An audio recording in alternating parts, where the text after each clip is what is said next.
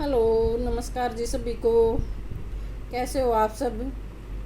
उम्मीद करती हूँ आप सब भी ठीक होंगे और मैं भी ठीक हूँ। और आज बुधवार है, एकादशी भी कर रहे हैं, कुछ लोग कल कर रहे थे, कुछ आज भी कर रहे हैं। इसलिए चलो आज गणेश जी की बहुत अच्छी कहानी सुनाती हूँ और ध्यान से सुनना। पसंद आए तो लाइक करना, शेयर करना, सब्सक्राइब करना। और कहानी कैसी लगी कमेंट्स बॉक्स में लिख के ज़रूर बताना। एक बार की बात है, गणेश जी महाराज धरती पर घूमने आ गए। धरती पर घूमने आ गए तो वो एक सेठ के खेत में घुस गए।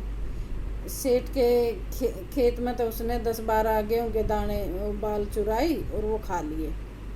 जब गणेश जी को याद आया कि तुम तो चोरी करी है, सेठ जी से तो परमिशन ली नहीं थी, तो उसको पछतावा हुआ और वो सेठ जी के यहाँ जाकर नौकरी करने लग गया। तो यहाँ वो नौकर बन गया।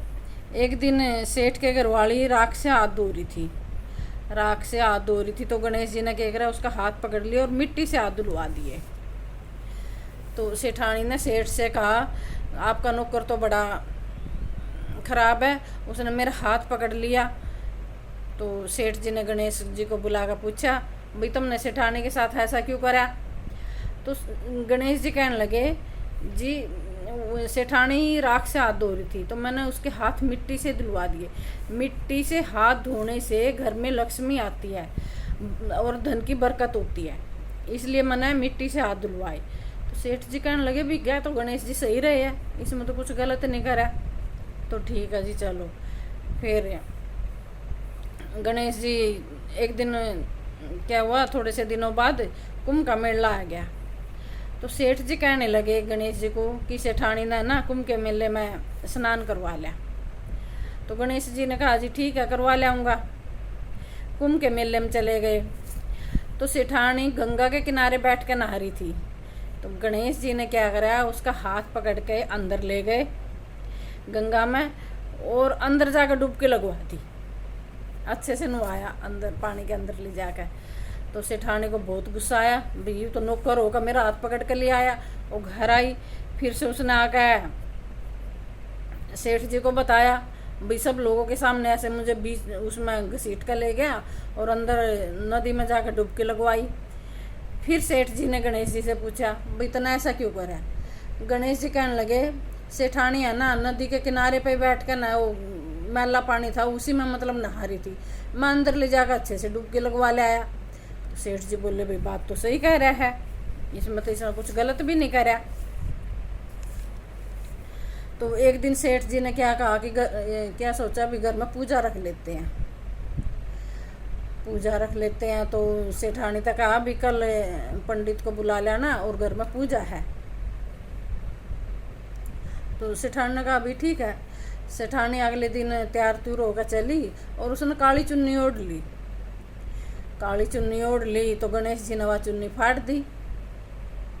तो सेठानी को गुस्सा आ गया, मेरी चुन्नी क्यों फाड़ी?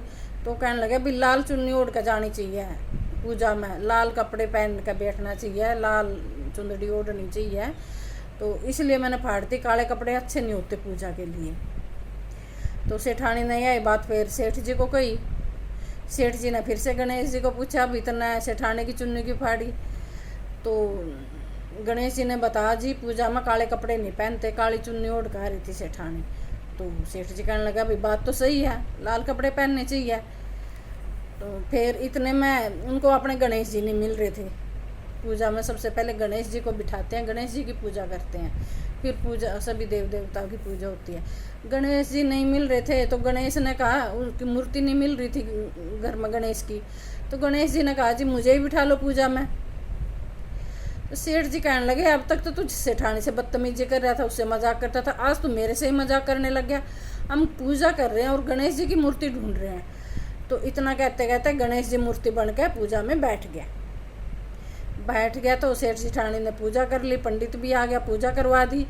पूजा करवा कर देखने लगे तो गणपति जी गायब हो गए, गणेश जी गायब हो गए। सेठ सेठानी देखने लगे, भी गणेश जी कहाँ गए। तो सपने में आ गए। फिर गणेश जी ने कहा, कि मैंने तेरे खेत से 10-12 गेहूं की बाली गेहूं तोड़ कर खा लिए थे, और उसका कर्ज चुकाने के लिए मैंने तेरे घर में नौकर बना हूँ, और तेरे घर में मैंने उससे भी ज़्यादा मतलब धन दान दे दिया है,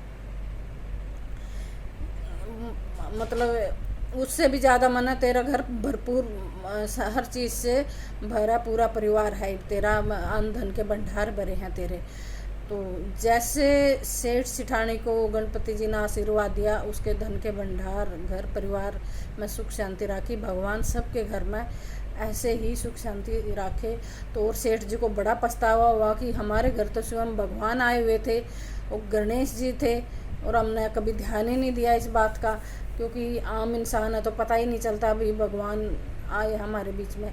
इसलिए कहते हैं आत्मा ही अंदर है, परमात्मा ही अंदर है, और उसमें मिलने का रास्ता भी हमारे अंदर से ही है। इसलिए हमने सच्चे मन से भगवान से प्रार्थना करनी चाहिए, और उससे मिलने का रास्ता भी हमें अपने अंदर से ही मिलता है। बोलो गणपति बप्पा की जय।